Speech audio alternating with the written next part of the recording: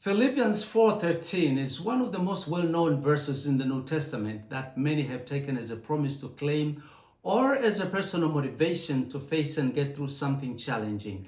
I can do all things through Christ who strengthens me. Unfortunately, it has been understood out of context, therefore improperly applied. What does this verse actually mean? That's what we're talking about today.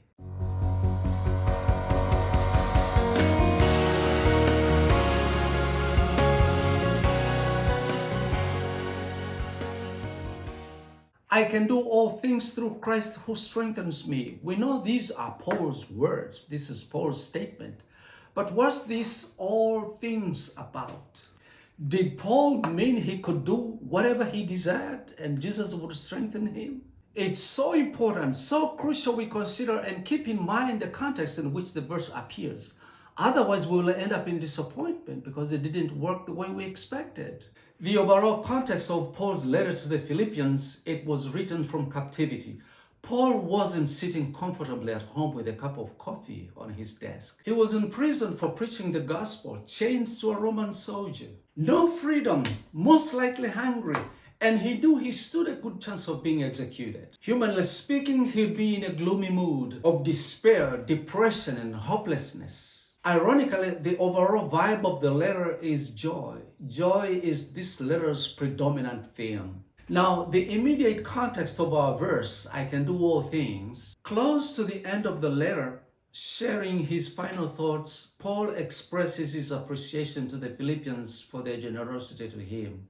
This church, which is the first he planted on the European soil, had partnered with him in the gospel. They had provided financial and material support several times during his journeys. And at this time, they had sent a gift by the hand of one of their fellow members, Epaphroditus. It's in this thank you note, Paul gives a personal testimony of how he coped with the extremities of his life. Paul knew something. This is experiential knowledge. He wasn't trying to motivate the Philippians into anything. I can do all things is not a motivational mantra to recite just before a challenging task. It's not even a promise to be claimed. We said Paul was in chains. Does it mean he could unchain himself and go home if he so desired? In the verse just before I can do all things, this is verse 12, this is what Paul says. I know what it is to be in need, and I know what it is to have plenty.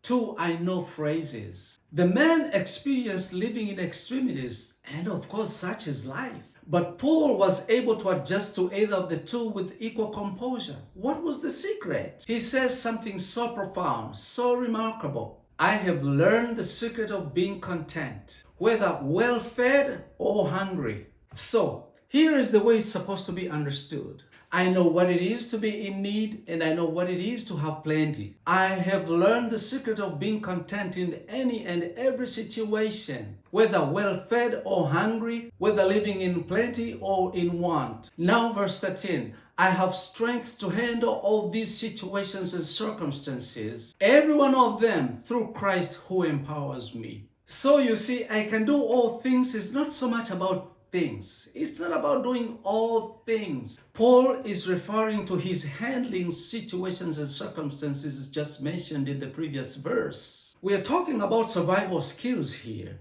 By the way, did you know we need God's strength to handle good times just as we need to handle difficult times? Good times can destroy us just as hard times can.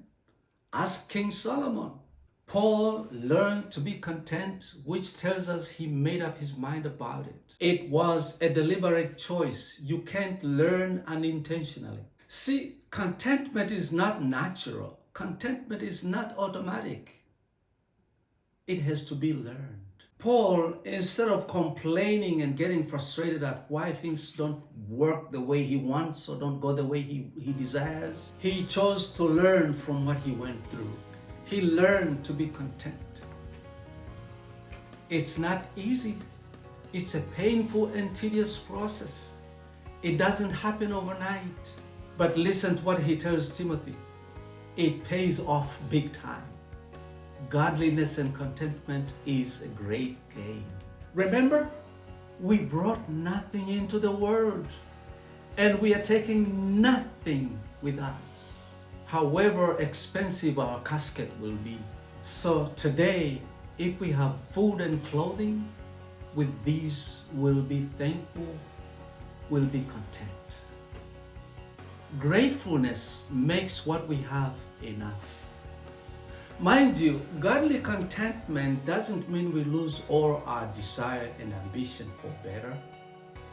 It simply means we are thankful for what we have and we are waiting patiently on the Lord for what He has in store for us. So, Philippians 4:13 doesn't make us superhumans capable of achieving or fulfilling whatever we desire. It's actually quite the opposite. It's a challenge to you and me to reevaluate where we are with the Lord. This is the guy who declared, "For me to live is Christ, and therefore to die is gain." You see, to Paul, Christ was everything. Christ meant everything, and it made all the difference in his life. It even changed his perspective on death. To die is gain. Can you claim that? And therefore, Paul had strength to face and handle all circumstances and situations through his union with Christ, who empowered him. May this be true about you and me, my friend.